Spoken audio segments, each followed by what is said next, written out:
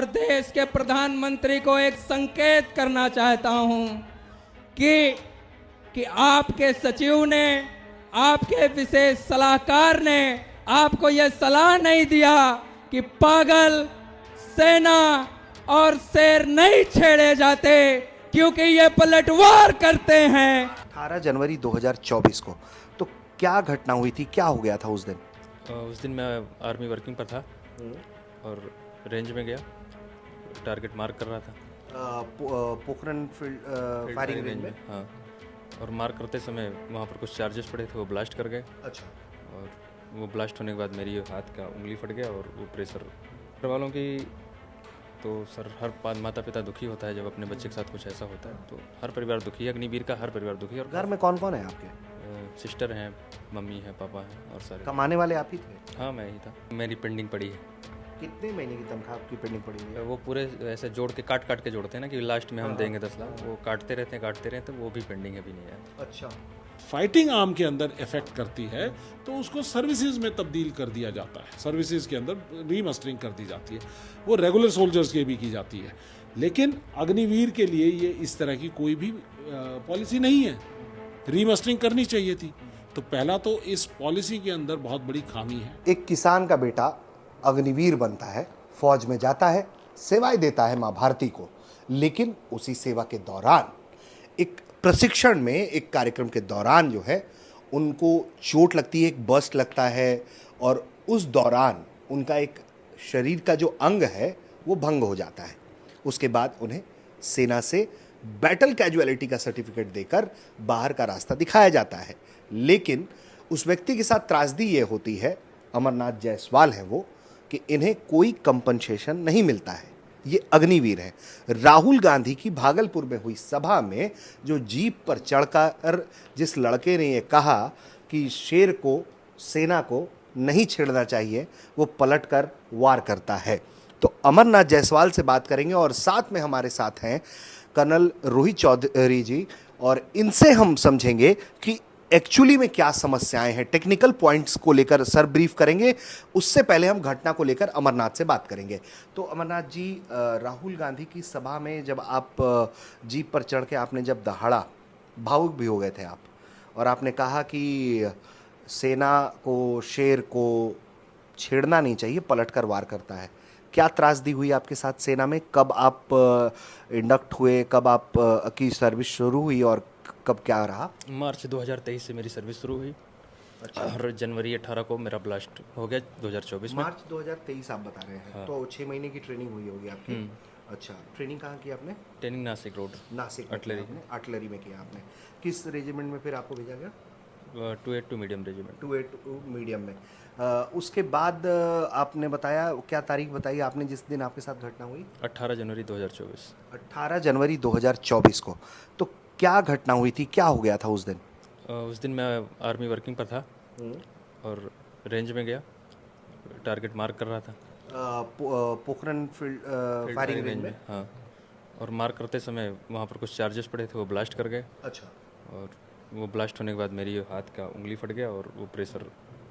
आपकी एक उंगली पूरी चली गई उस दौरान? पूरा हाथ फट गया और टूट गई और कुछ नसों में झंझनाहट रहती है और परेशानी है मुझे। और इस हाथ में वो जो ताकत होती है हाथ के अंदर, वो ग्रिप जो है वो चला गया वो हाथ का, तो ये नुकसान हो गया आपको। उसके बाद क्या हुआ आपके साथ, किन तरीके से जूझना पड़ा आपको? उसके बाद हमने बड़ी कोशिश की कि हमारा अग्निवीरों का क्या है, लेटर लिखे, जहाँ तक हमें समझ में आया कुछ नहीं हो रहा था। तो एक बार हमने कर्नल साहब को देखा, हमारे मुद्दे उठाए जा रहे हैं, एक सर्विस आर्मी मैन के मुद्दे उठा रहे हैं, और जो बच्चे सेना में भर्ती हुए और भर्ती नहीं हो पाए उनके मुद्दे उठा रहे हैं अग्निवीरों के। तो साहब से संपर्क में आए तो साहब ने कहा ठीक है। उन्होंने पूरे डॉक्यूमेंट देखा, डॉक्यूमेंट सही थे, बोला आपके साथ तो गलत हुआ है, हम इसके साथ हैं। ठीक है। आप अयोध्या के रहने वाले हैं, अवध क्षेत्र के रहने वाले हैं, जैसा कि आपने बताया था अपनी सभा में।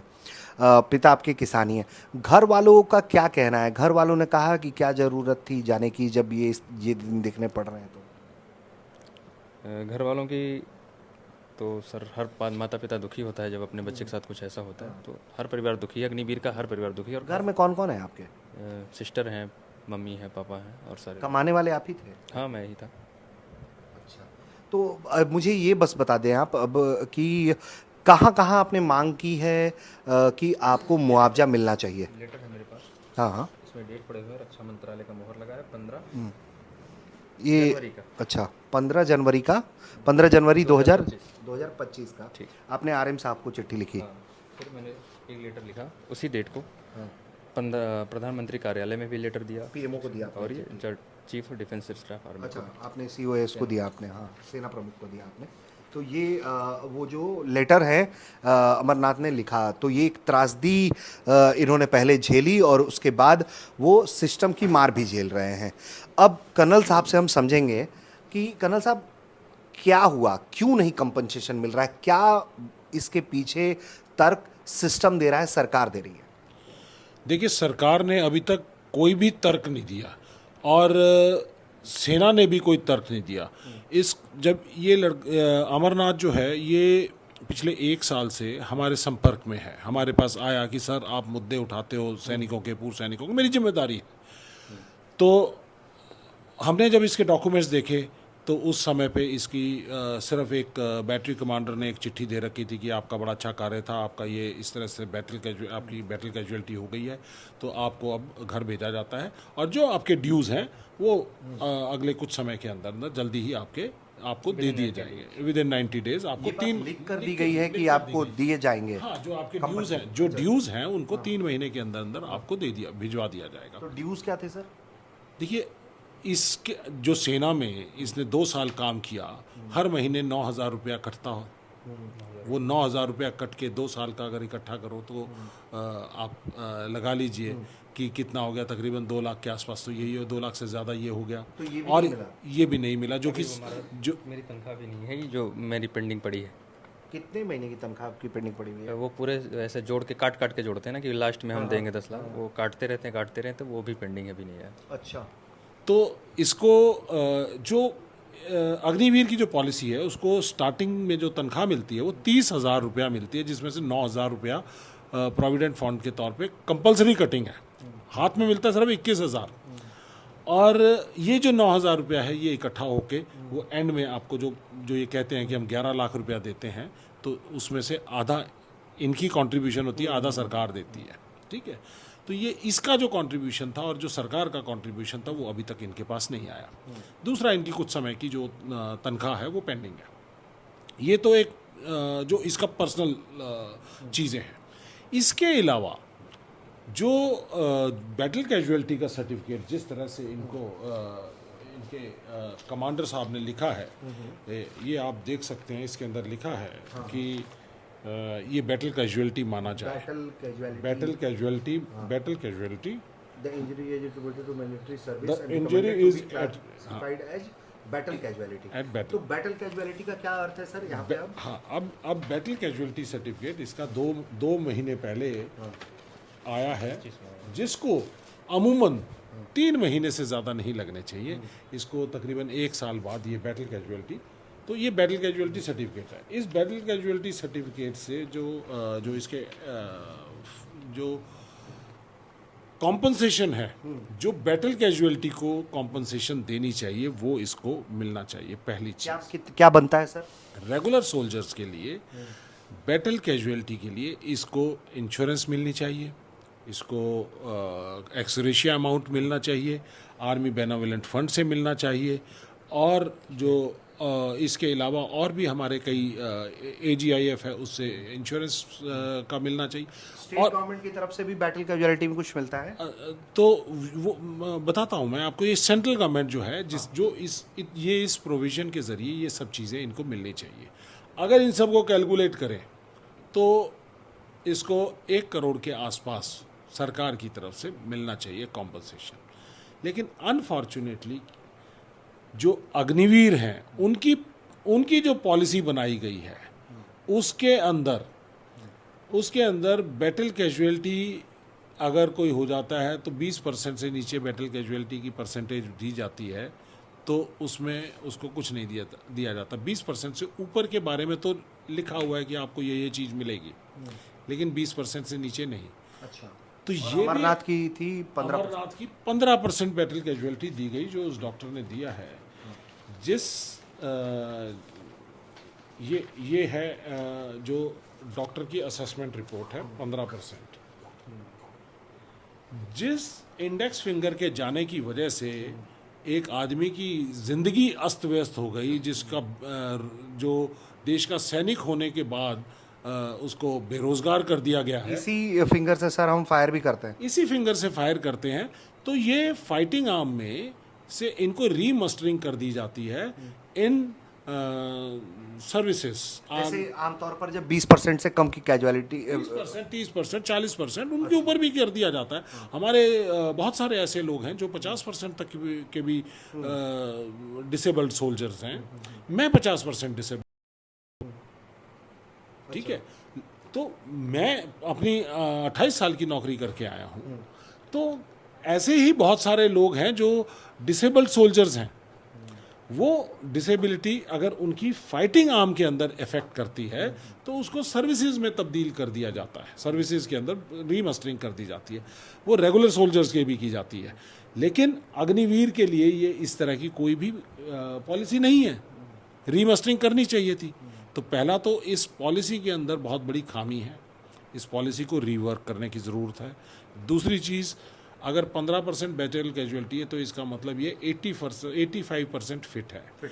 इसका मतलब ये है कि अगर जिस आदमी को 40% जो डिसेबल्ड है, अगर वो रेगुलर सोल्जर नौकरी कर सकता है तो ये 15% वाला क्यों नहीं नौकरी कर सकता? ये सवाल है। और इसको लेकर कोई नियम भी नहीं है अभी तक। अग्निवीरों के लिए कोई इस तरह का कोई नियम बनाया गया है? देखिए, अग्निवीर फौज में जो डिसेबिलिटी मैकेनिज्म है वो सबका सेम होता है। इंजरीज जो भी होंगी या किसी को कोई डिसेबल्ड है तो उसका शेप 1 होता है, जैसे S1, SH, A, P, E। तो साइकोलॉजिकल अपेंडेजेस, ये अपेंडेजेस में आ जाता है A। तो ये A5 कर दिया। A1, 2, 3, 4 तो हम रह सकते हैं, लेकिन A5 करते ही आपको घर भेज दिया जाएगा। तो ये इसकी जो डिसेबिलिटी की जो असेसमेंट की गई है वो पहली बात तो गलत की गई है। इसकी रीमस्टरिंग होनी चाहिए थी, वो नहीं हुई है। कहीं ना कहीं पे सिस्टम में गड़बड़ हुई है। दूसरी चीज़ ये है कि अग्निवीरों के साथ ये भेदभाव क्यों? और बहुत सारे ऐसे इंडेक्स फिंगर वाले जिनका डैमेज हो रखा है, रेगुलर सोल्जर्स जिनके हाथ कटा भी हुआ है, उनको भी रीमस्टरिंग की गई है हमारे सर्विसेज के अंदर। तो इसकी एक फिंगर की वजह से, अग्निवीर होने की वजह से इसकी रीमस्टरिंग नहीं हुई है। ये गलत है। राहुल गांधी जी अग्निवीरों का मुद्दा लगातार उठा रहे हैं। पिछले आपने 2 साल से देखा है कि उन्होंने कहा कि हम देश में संवाद किया, भारत जोड़ो यात्रा, भारत जोड़ो न्याय यात्रा, और आज भी वो ये बात करते हैं। बिहार के अंदर चुनाव के अंदर आप इस यात्रा के अंदर आप देख रहे होंगे, बार बार लोग बीच में से प्रॉम्प्ट करते हैं, अग्निवीर के बारे में बात करें। तो राहुल गांधी जी अग्निवीरों के मुद्दे हमेशा उठाते रहे हैं। उन्होंने कहा कि अग्निवीर, ये जो अग्निपथ पॉलिसी है, ये देश की सेना के लिए और यूथ के लिए बिल्कुल हानिकारक है, इसको जाना चाहिए और अग्निवीरों को रेगुलर करना चाहिए। और जो अग्निवीर जिस टाइम लाए थे तो 1.5 लाख बच्चे जो पेंडिंग भर्ती वाले थे, जो आर्मी एयरफोर्स के अंदर अपनी भर्तियां की इंतज़ार कर रहे थे, सब कुछ हो गया था, जॉइनिंग लेटर इंतज़ार कर रहे थे, तो उनका मुद्दा राहुल जी ने पार्लियामेंट में भी उठाया और हमने, कांग्रेस ने फैसला किया अपने न्याय पत्र के अंदर कि हम अग्निपथ योजना को ख़त्म करेंगे, अग्निवीरों को रेगुलर करेंगे और 1.5 लाख बच्चों को, ये जो है पेंडिंग भर्ती वाले, उनको पेंडिंग भर्ती उनकी कंप्लीट करेंगे। तो अब एक और नया इसके अंदर आयाम खुल गया कि डिसेबल्ड सोल्जर्स जो हैं, जो अग्निवीर हैं, उनके साथ किस तरह का भेदभाव हो रहा है। उनके लिए कोई रिहेबिलिटेशन का मैकेनिज़्म नहीं है, कोई कॉम्पनसेशन मैकेनिज़्म नहीं है। तो ये भी एक बड़ा मुद्दा है। तो राहुल गांधी जी ने इनकी बात सुनी, भावुक हो गए और उनको लगा कि इसके साथ अन्याय हो रहा है और देश के सामने ये आना चाहिए कि ये मोदी सरकार ये कैसे अपने सैनिकों के साथ उनको इस्तेमाल तो कर ले, लड़ाई के लिए इस्तेमाल कर ले, लेकिन जब कभी वो डिसेबल्ड हो जाए तो उस डिसेबल्ड सोल्जर को कॉम्पनसेशन भी ना दी जाए। और अब तो मोदी सरकार ने एक और बड़ा भयानक कार्रवाई की है कि जो फौज में रेगुलर सैनिकों को भी जो डिसेबिलिटी पेंशन मिला करती थी डिसेबल्ड होने पे, तो वो डिसेबिलिटी पेंशन को भी ख़त्म कर दिया गया है। जब हम ऑफ सिंदूर जैसी लड़ाई लड़ रहे हैं, और जब मोदी जी कहते हैं, राजनाथ सिंह जी कहते हैं, अमित शाह जी कहते हैं कि ऑफ सिंदूर चालू है, सिर्फ अभी रुका हुआ है लेकिन चालू है, रहेगा, तो इसमें हमें अपनी संख्या बल बढ़ाने की ज़रूरत है। अपने सोल्जर्स को का मोराल को ऊंचा करने के लिए हमें डिसेबिलिटी पेंशन, लड़ाई होगी, जायज़ बात है कि लड़ाई के अंदर बैटल कैजुअलिटीज़ भी होंगी, फेटल भी होंगी, नॉन फेटल भी होंगी, तो जो हमारे कॉम्पनसेशन मैकेनिज़्म है अग्निवीरों का, रेगुलर सैनिकों का, वो बराबर होना चाहिए, और जो रिहेबिलिटेशन का जो मैकेनिज़्म है वो बराबर होना चाहिए।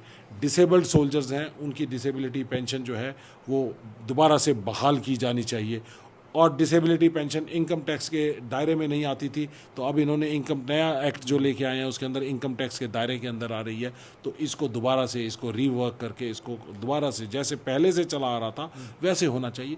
तो बहुत सारे मुद्दे हैं। तो अमरनाथ एक अमरनाथ नहीं है, अमरनाथ के साथ सैकड़ों ऐसे अमरनाथ हैं जो आज ट्रेनिंग के अंदर भी डिसेबल्ड हो गए, बाहर निकाल दिया, सर्विस के अंदर भी डिसेबल्ड हो गए, अग्निवीर।